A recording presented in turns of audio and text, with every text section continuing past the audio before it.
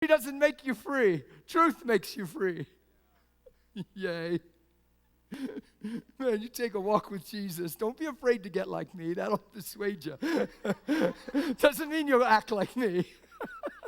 Just go take a walk with Jesus sometime and talk to him like he's right there. And thank him that he loves you and he thinks so much of you that he would die for you. That he would take every bit of your sin and weakness and flesh and put it on the cross so you could live by his Spirit. You start talking to Jesus like that and watch what happens in your soul. When nobody's looking, start raising your hands and thanking him that he desires you and loves you and wants to live inside of you. I'm glad I'm finally home, Jesus. Thank you for doing what you did and showing me what you showed me. I have such a pattern to follow. You're my hero. I love you. You start talking like that to Jesus and find what happens to your life. That sure beats praying about all this stuff. We've been reduced to praying about stuff instead of knowing him. Because when you know him, your whole prayer life changes. It's not even a list of stuff. And a lot of that stuff will just change and fall in place as you walk in him.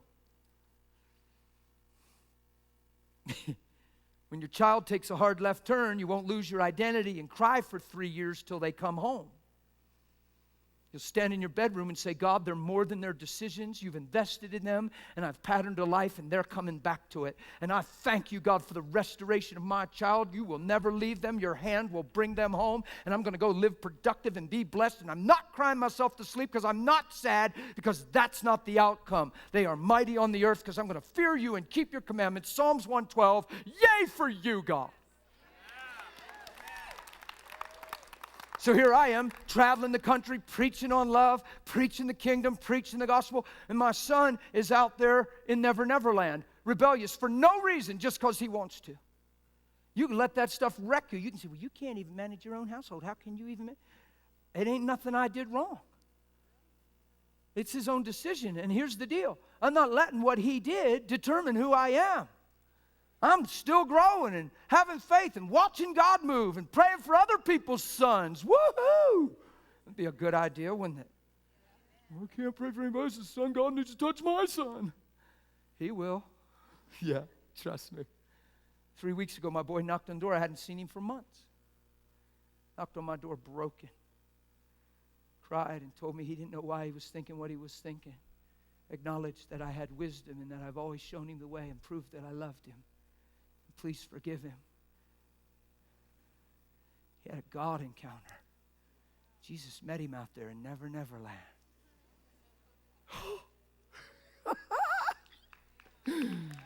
Jesus knows where them places are. And you know what was cool? I didn't fall apart. Oh my God, yeah. And now I can finally function again. That's idolatry. It's not love. It's letting your identity revolve around your children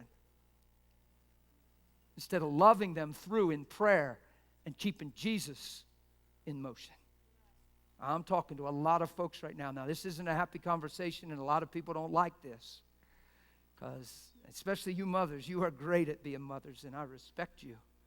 But don't let your children identify you. They are a gift and a blessing. You live Christ-like so they have something to see to come back to.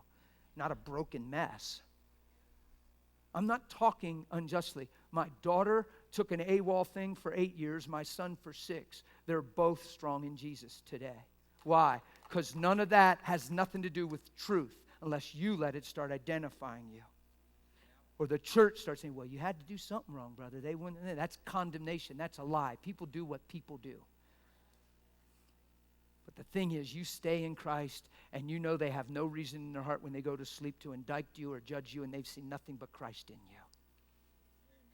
Where they know that their decisions are their decisions. As much as they try to justify it and blame shift it away, hey, I told my kids a long time ago, I said, look, you're making these choices, and you seem to be finding some fault with me. And because they said I was too extreme. They used the church against me. You think this thing isn't real? They used the church against me to indict me. Well, nobody's like you, Dad. Nobody lives like you. You're over the top. You're too extreme. You got to find a balance, Dad. I said, no, I'm getting extreme. I'm just getting there. Jesus is teaching me what surrender is. See, but they were watching Christians and compromise and They were watching people, say one thing and live other things. So they were allowing that to excuse their own flesh and give them justification to be the same. And instead of follow what was in front of them, they just followed the majority. And then made me an enigma and indicted me and used the church against me. Mentioned elders and leaders. Well, not even them, and mentioned names. Live like you, Dad. It can't be. You're just extreme. You're pushing it too far. Oh, I'm getting there. And here's my response to my children. It's very wise. Jesus is wise. If you'll listen to him and not get moved by that stuff, wisdom will come into your heart. I said, okay, let's just say you're right. Let's say you're totally right. Why is your accusation then against me, and why does that give you a permission to live straight out sin with no conscience, no conviction, and have no love for Jesus? Where's your relationship with Jesus? And why isn't your relationship trying to woo me into truth instead of giving yourself a reason to go live in the flesh? It's a flat-out excuse, and you're being deceived by the devil, but I love you. See, people blame everybody around them and point to everybody what's wrong, but for some reason they give that a right for them to live a mess. Come on, well then if everybody's so wrong in your life, why don't you rise up and be a standard? Well, I'd be more if she wasn't. Well, if he wouldn't say this, I would be more. Well, so men determine you. And now your excuse is people. And now your unrighteousness is blamed on folks. Well, come on, I thought it's about you loving God. So let's just say I'm a mess. Let's say I'm a hard head, hard case, hardcore, militant, overbearing dad. What rights that give a child to just go off into darkness? Why aren't they pursuing him? See, we use others for the excuse for the flesh. And you're called to live by the Spirit.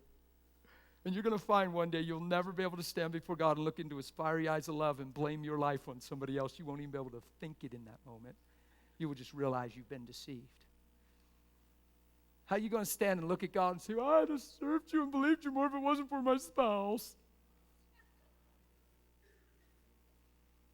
My own spouse, when I became a pastor, went into a thing for a bunch of years of identity crisis. My own wife, precious wife of 30 years. And all I can do is love her. I've never raised my voice at her. I don't correct her. I don't complain towards her. My children have never seen me bash my wife with my words, ever, since I was a Christian. Don't think that doesn't mark your kids. They've never seen stress in our home on my end. I'm not saying it's on my wife's end. She went through a hard time for a while and believed the lie that she was only significant because she was my wife and people paid attention to her because they loved me. That's what she believed. That'll devalue you real quick. And now the most sincere person gets diminished to rhetorical when you believe that stuff. She didn't need delivered. She just believed in a lie. So what do? Keep shining light, walk in truth, and don't let that change you. You stay steadfast and keep shining. And in that period of time when she went through that, I grew more than you can imagine. I got so in love with Jesus, it was ridiculous. And all I could do is believe for her, not get frustrated. Never thought I had to call a friend and say, please pray for me, man. My wife needs to get with it. She's holding me back. I don't know why she's got to be a dead weight sometimes. We could be running well if it wasn't for her. She's really weighting me down, brother. Pray for me. Come on, that's a common phone call and prayer in the church. I'm a pastor. I used to get those calls a lot. People learned to stop calling me those calls. Because I will chop that devil out of your mouth while you're speaking. Yeah! I do, man. I'll cut it up. I will kill that thing. I got a good pastor. He had a lady call and said, Pastor, I really need you to get together with me and pray for me for my husband. He's just become so wise to my life. He just knows how to push my buttons and just how to do what, when, to get a rise out of me. And I know it's just malicious. It's just evil. And we need to get together and intercede that that evil spirit comes out of him and that he stops to strategically push at my buttons the way he does. And my pastor said, I'll tell you, I have a better idea. How about if we get together and pray that you have no more buttons to push? Oh, what a good pastor. Why not render him powerless instead of make him so powerful? In other words, God, if you don't change him, I'm still going to be a mess. And now you're just giving yourself permission slip to live outside of faith. And if your husband doesn't get changed, you're a mess. You live your whole life in that lie. then stand before God, look into his fiery eyes of love, and realize you've been deceived and believing wrong things. Come on, how can you emotionally abuse me if I know who I am? I'll cry for you. You say a bad thing to me, you send me a hate mail, I'll cry for you and pray for you. It's not a good idea to send me hate mail if you don't want changed. Serious. Because I understand the power of love. The people that are writing the hate mail just understand right and wrong and hate. I live in a way more powerful realm than that.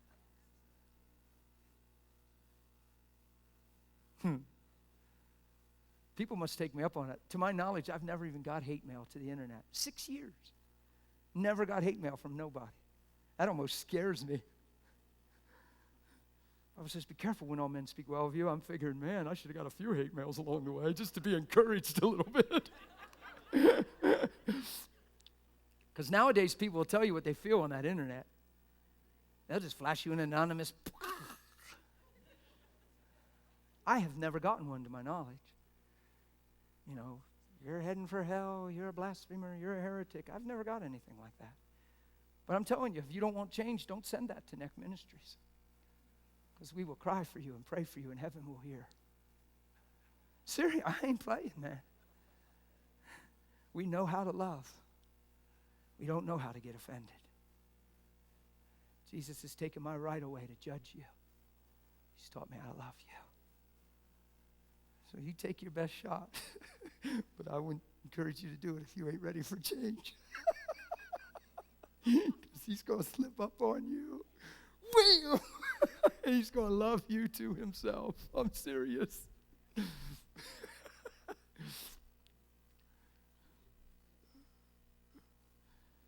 It's funny when I talk like this because I'm aware in the room that there's people hurt by sometimes the littlest things. But you mean well, and you're in church and you're at this conference, but you've allowed yourself to be very touchy because you don't understand the truth of the gospel. And if you're touchy, you're going to be touched.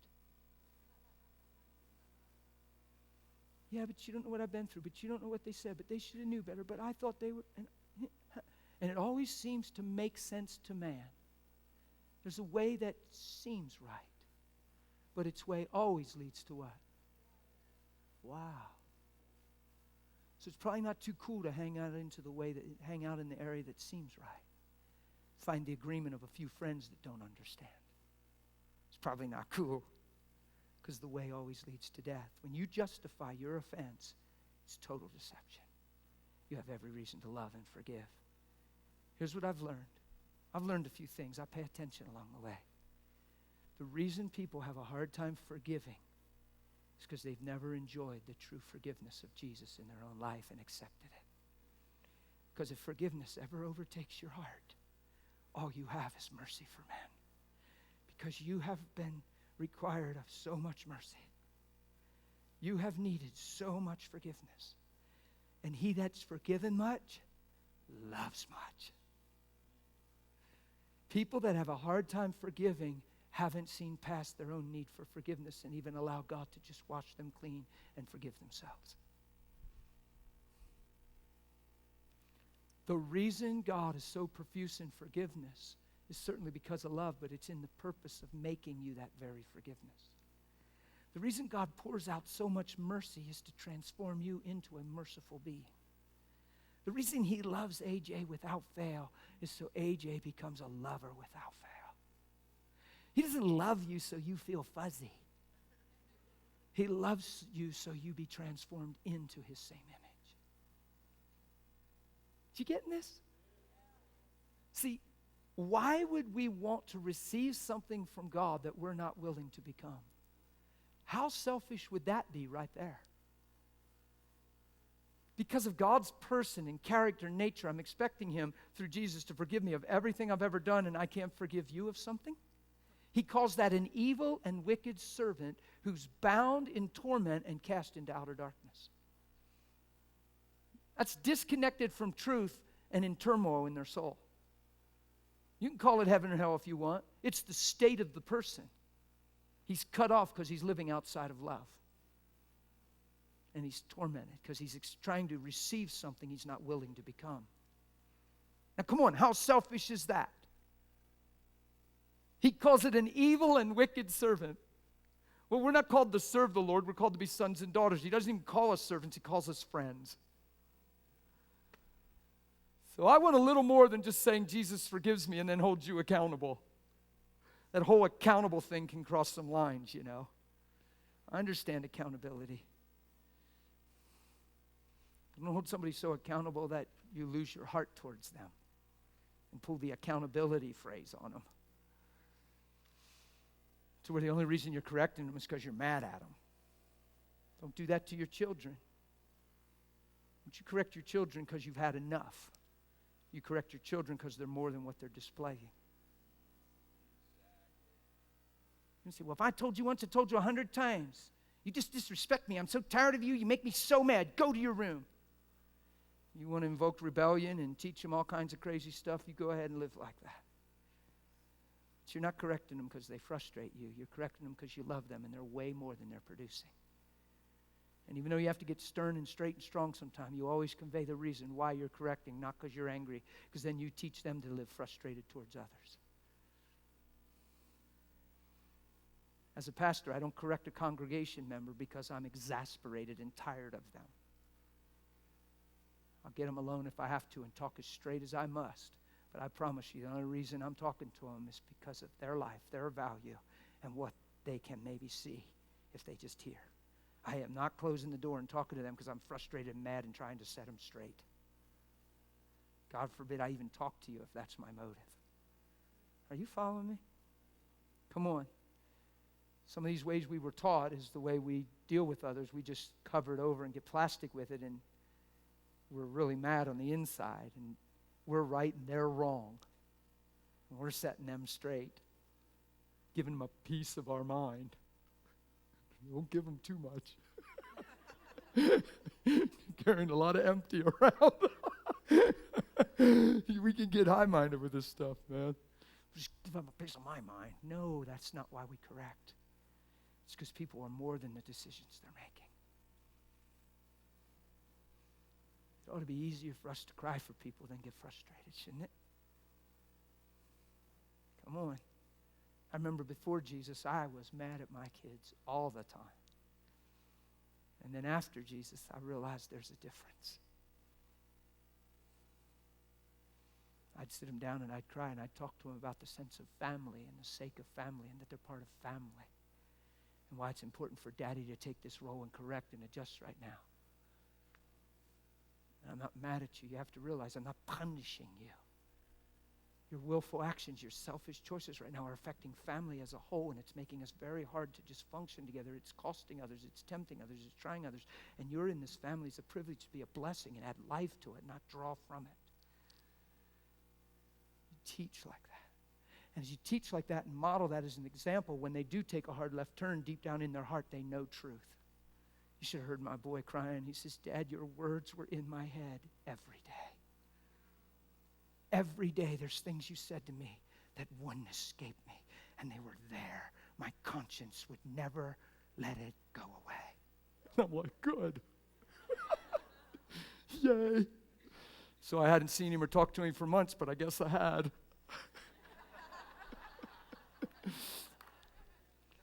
He just knocked on the front door. He's broken. I could tell when I looked at him. He wasn't desperate. He was broken. Humbled. He said, can I come in? I said, sure. Good to see you. Come on in. Real nervous, sat on the chair.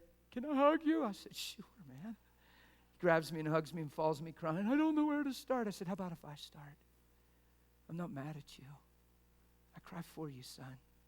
You're way more than the choices you're making. And you've tied my hands and haven't allowed me to father you. And it is so my heart to father you. I know, Dad. So fun. Now he's a madman.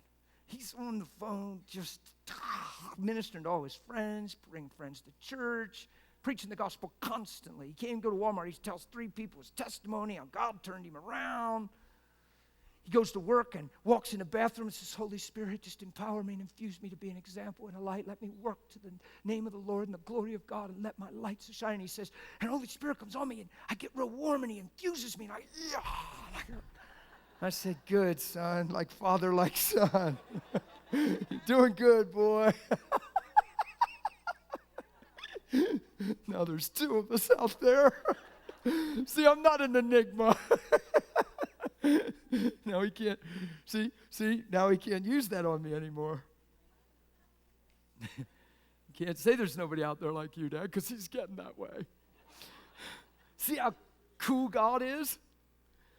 She says, okay, well, we'll help fix that then, son. If there ain't nobody like your dad, we'll just make you like that. Then there will at least be two of you in your eyes. Who knows, there's other people surrendered and sold out. In their little sphere of influence, they were using the weakness as an excuse to remain weak. Don't you do that in your own life. Before I was saved, my wife was a Christian girl doing her best, who got tired, who I ran out of gas because she didn't understand what we know now. She gave up on God and me and the church and everything because she didn't know love. She was just another hurting girl. And God revealed to her after I got saved and she got restored. Because before that lie hit her, we went through 2 years of heaven on earth. I can't even describe it to you. I didn't even know anything was possible like we tasted. The supernatural, the spiritual union, it's out there. Somebody ought to go for it, huh? Stop letting the world teach us and then wrap Christian phrases around it. Probably let Jesus teach us what's real and what's been there since the beginning. Oh my goodness, we are on dangerous ice right now. I got to back out.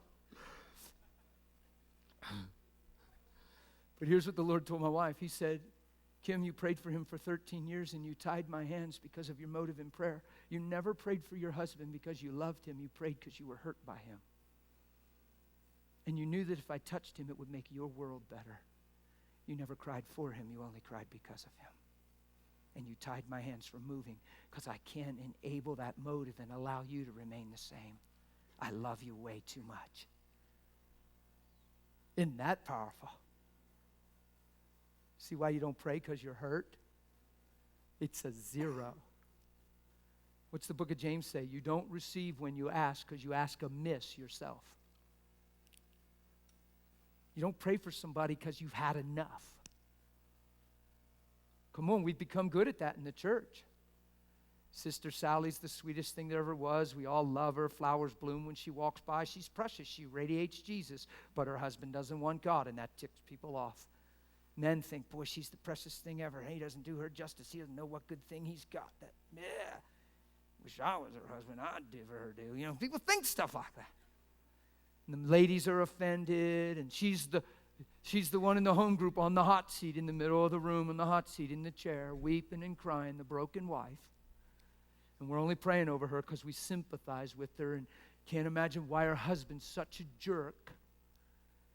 And we're really just sympathizing and, oh, God, please give Sally peace and help her to endure, God. And what you're doing is you're giving her permission to remain broken and let her be a product of her husband's demise. Not even teaching her love and the heart of God and the integrity of Christ and carrying her cross and following Jesus. You're actually agreeing with her, sympathizing with her, giving her permission to be broken. And when you do pray for her husband, it's because you're ticked off and you're hoping God knocks him off his horse. And no wonder the situation hardly ever changes. As across the board, as many as you can remember, it just goes on that way and perplexes us. And we're mad sometimes at God. We're certainly mad at him, and we sympathize with her. It teaches us that we don't understand the gospel. We just relate to each other's pain because we carry our own. Come on, you don't need to put me in a hot seat in the middle and sympathize over me. You need to tell me why I can be okay and how I'm to view this situation and how the Christ in me can change the people around me. See, it's not that I'm insensitive preaching like this. I just understand the power of flesh, and we try to stay there. Doesn't mean that I can't see you're going through a hard time and feel compassion for you that your husband or wife is treating you that way. But I'll only cry with you for 20 seconds, 30 at best. Just to let you know I understand, but then we're going to shift this thing. I use the story all the time of a lady. I went over to her house. Her husband left her, and he's in the arms of another woman. And she found out, and she's at home bawling, and she called the house devastated. And I walked in her house, and she's standing there in her little sweats, her little comfy sleep clothes, and Kids were in bed, and she's just in her living room, and my wife knew where I was going. Everything's cool. I walked in there, and I looked at her. I walked in front door. I just started to cry because I saw how broken she was. I said, I'm really sorry, honey. You made this choice. I'm sorry, kiddos. She just laid on me, and I only held her for about 20 seconds. Tears ran down my face. I said, now you listen to me. None of these decisions have to determine who you are. Jesus is Lord, honey.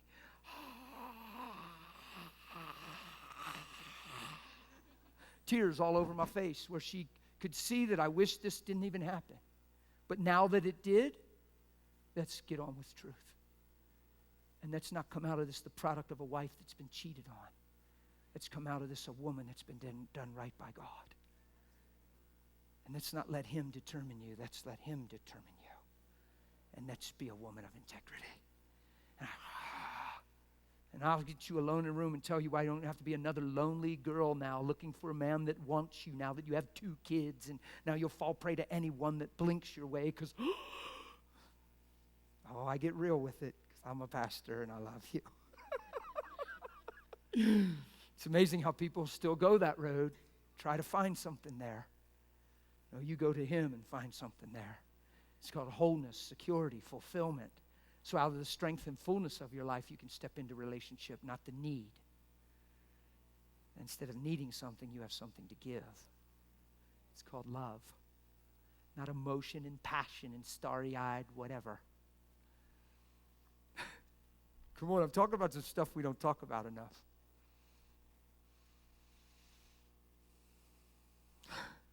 You guys all right?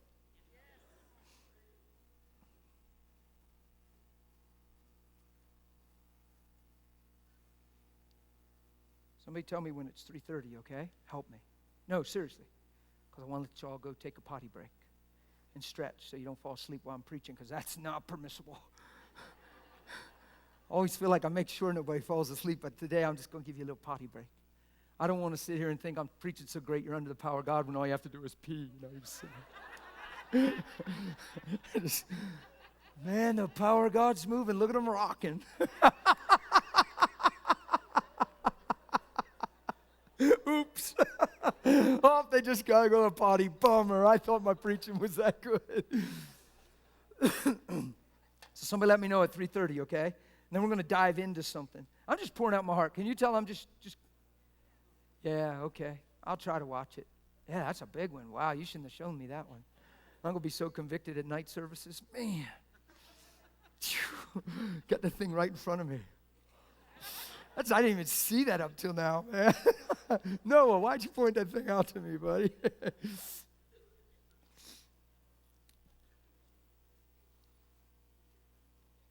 These things I'm just kind of touching and saying, they making sense to your heart? Making sense? You see the life that's in them? Because, man, we can't let anything determine who we are but him. Or we're not going to do well with this power and love thing. It's 24/7 love. Isn't that who Jesus was? If we don't see the value of people through the cross and really look at the cross long enough and clear enough to see how it establishes our value and others' value, we'll never get past the surface of life and just the way people seem.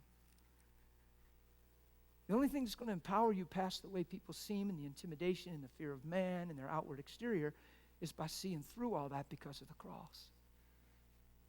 Christ crucified reveals the love of God and the value of humanity. Nothing else. How they're living doesn't reveal their value. That reveals what they don't see. The cross reveals men's value. Like for your life, the measuring stick of God's love for you is never life and circumstances. That's been a big stumbling block for the church. We're on a roll. We're doing good.